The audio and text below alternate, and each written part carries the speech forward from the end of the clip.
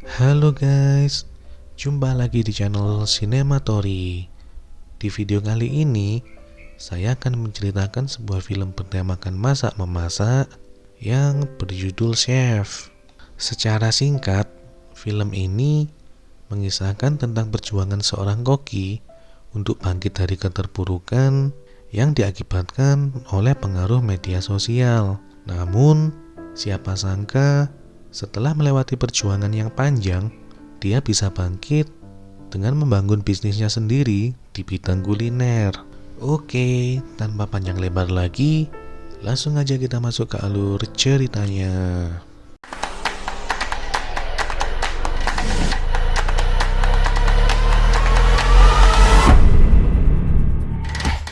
Film dimulai dengan scene saat tokoh utama dari film ini yang bernama Karl Casper sedang memasak di restoran.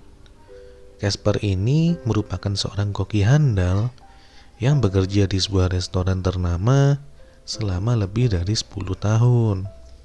Sebagai seorang koki, Casper dikenal karena keahliannya dalam meracik makanan, hingga dia berhasil membuat menu andalan di restorannya digemari oleh banyak orang. Namun, karena kesibukannya di dapur, dia kehilangan hal yang sangat berharga baginya, yaitu keluarganya sendiri. Perceraian dengan istrinya membuat anaknya yang bernama Percy harus dirawat secara bergantian. Bahkan saat Casper sedang pergi bersama Percy, ia pun tetap disibukkan dengan mencari bahan makanan untuk menu baru yang akan dihidangkan secara khusus kepada kritikus makanan sekaligus food blogger yang bernama Ramsay. Selesai berbelanja, Casper kembali ke dapur restoran untuk mempersiapkan hidangannya. Di sana, dia dibantu oleh dua asisten terdekatnya yang bernama Martin dan Tony, serta manajer restoran yang bernama Molly. Namun, di tengah proses masak tersebut, tiba-tiba pemilik restoran yang bernama Riva datang dan meminta Casper untuk tidak menghidangkan menu yang baru. Riva bersikeras untuk tetap menghidangkan menu andalan yang sama seperti biasanya. Karena menurut Riva, menu itu adalah menu terbaik di restoran yang sudah terbukti selalu disukai oleh banyak orang. Casper yang gak sepemikiran sama Riva beranggapan bahwa menu itu sudah kuno karena menu itu selalu dihidangkan setiap hari selama 5 tahun. Jadi jika menu itu dihidangkan lagi kepada Ramsay, maka hal itu akan menghancurkan reputasi Casper sebagai koki dan juga reputasi restoran itu sendiri. Namun pada akhirnya Riva tetap kekeh pada keputusannya, sehingga membuat Casper dan semua asistennya kembali memasak menu masakan yang sama seperti biasanya.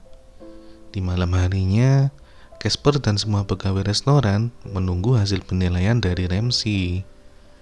Ramsay menuliskan pengalaman makannya di berbagai media seperti website, blog, Twitter, dan media kuliner lainnya. Ramsay mengatakan kalau makanan yang dimasak sama Casper malam itu rasanya kurang enak. Terus coklatnya kurang melted dan menunya pun membosankan. Sama seperti apa yang pernah ia makan pada 10 tahun yang lalu. Sehingga membuat restoran mereka diberi rating dengan bintang 2 oleh Ramsay. Tentu saja hasil penilaian itu membuat Casper menjadi sangat kecewa karena dia telah mendedikasikan setengah hidupnya sebagai seorang koki. Bahkan dirinya bercerita juga kepada mantan istrinya yang bernama Ines bahwa Ramsay memang berniat untuk menjatuhkannya. Ines sendiri tetap berusaha untuk menghibur Casper dan menyarankannya untuk pergi bermain bersama Percy. Namun tetap saja Casper terlihat tidak bersemangat. Bahkan untuk menghilangkan kekecewaannya itu, Casper akhirnya kembali menyibukkan diri di dapur dengan cara membuat menu yang baru. Tidak terasa, hari sudah menjelang pagi. Martin yang tiba di restoran terkejut dengan adanya Casper di dapur. Gak lama kemudian, Martin langsung nyoba menu baru itu. Setelah nyoba, Martin pun suka dan memuji rasa dari menu baru itu. Bahkan, Tony yang baru datang ikut nyicipi menu itu juga ngakui kalau rasanya enak banget dan nyaranin Casper untuk menghiraukan komentar di Twitter. Casper yang gak tahu apa-apa tentang Twitter pun jadi bingung. Karena penasaran, dia meminta Tony dan Martin untuk menunjukkan apa yang ada di Twitter. Tapi dengan kompak, mereka mencoba mengalihkan pembicaraan, tentunya agar Casper tidak mengetahui apa yang sedang ramai di Twitter. Keesokan harinya, Casper membuatkan sarapan untuk Percy. Namun karena masih penasaran, Casper lantas meminta Percy untuk membuatkan akun dan mengajarkannya tentang Twitter. Ketika Percy buka Twitter, dia langsung kaget karena kritikan Ramsey tersebar dan mengundang banyak komentar yang negatif. Mengetahui hal itu, Percy mencoba mengalihkan perhatian dengan mengungkapkan keinginannya untuk dapat bersama lagi seperti dulu saat dimana ayah dan ibunya masih bersama. Tentu saja pertanyaan itu sulit dijawab oleh Casper. Casper hanya menjawab, walaupun mereka berpisah, mereka masih berteman baik. Malam harinya, Casper mencoba bermain Twitter sendirian hingga akhirnya Casper membaca kritikan dari Ramsey dan juga komentar dari para netizen. Tentu saja hal itu membuat Casper geram hingga ia memutuskan untuk membalasnya. Awalnya, Casper berniat untuk mengirim pesan pribadi kepada Ramsey. Tapi karena Casper ini baru belajar, ia melakukan kesalahan dan malah mengirim pesan tersebut secara publik, sehingga membuat semua orang pun dapat melihat pesannya. Keesokan paginya, Percy kaget banget karena cuman dalam semalam akun ayahnya mendapat ribuan komen dan gak ketinggalan Ramsey pun ikut membalasnya dengan cara menghina masakan Casper. Casper pun gak tinggal diam.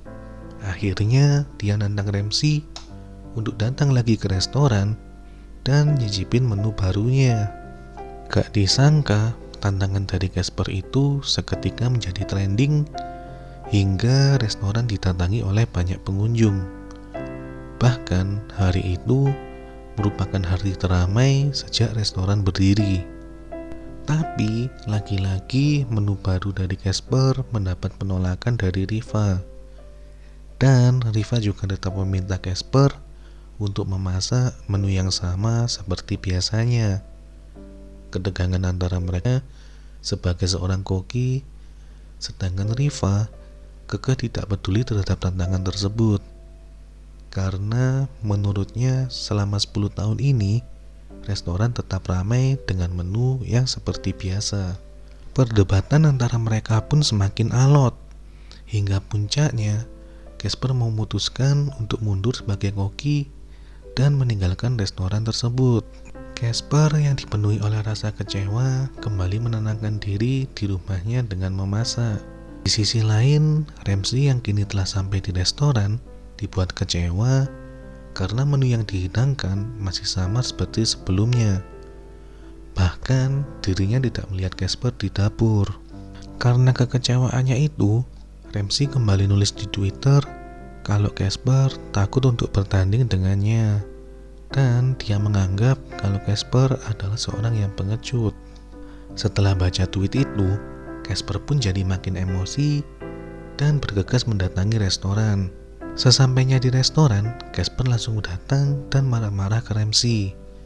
Dengan emosi, Casper berkata kalau Ramsey gak ngerti apa-apa tentang makanan dan dia juga merendahkan kerja keras para koki dalam membuat masakannya.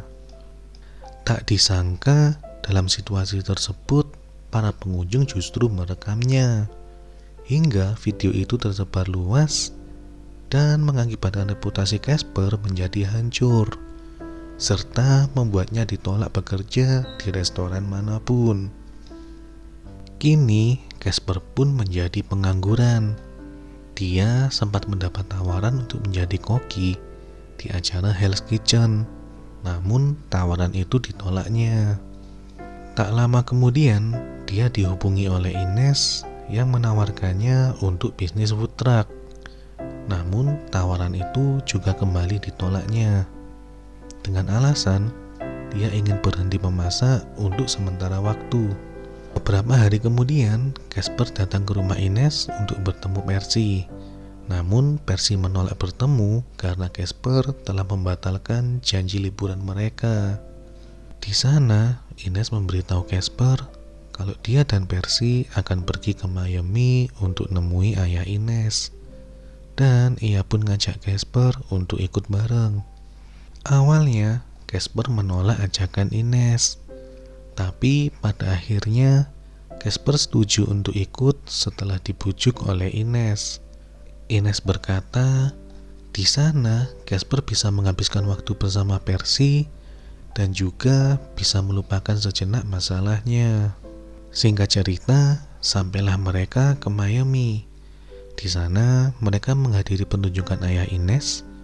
Bahkan di sana Percy untuk pertama kalinya merasakan kembali saat-saat bahagia bersama ayah dan ibunya yang telah lama tidak ia rasakan. Lalu, ketika sedang mengobrol bersama ayah Ines, Casper memakan sebuah sandwich dan mengakui kalau rasanya enak. Ines yang mendengar perkataan Casper berkata lain. Dia berpendapat kalau sandwich buatan Casper jauh lebih enak. Karena perkataan Ines inilah, Casper kemudian merenungkan kembali tawaran Ines untuk berbisnis food truck. Tak lama kemudian, Casper pergi menemui Marvin yang merupakan mantan suami Ines dengan tujuan untuk membeli food truck bekas dari Martin. Setelah menunggu beberapa saat, truk itu akhirnya datang dengan kondisi yang sangat mengenaskan. Dengan kompak, Casper dan Percy membersihkan truk mereka. Casper bertugas memperbaiki bagian mesin, sedangkan Percy bertugas membersihkan bagian dalamnya.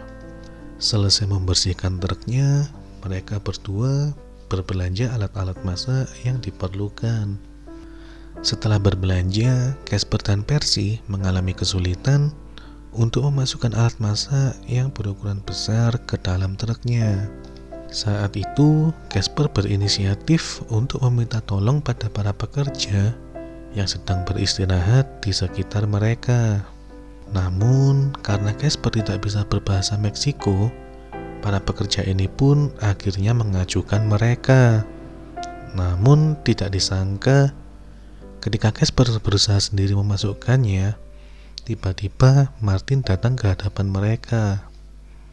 Martin mengatakan ia lebih memilih untuk bergabung bersama Casper dibandingkan bertahan di restoran Riva.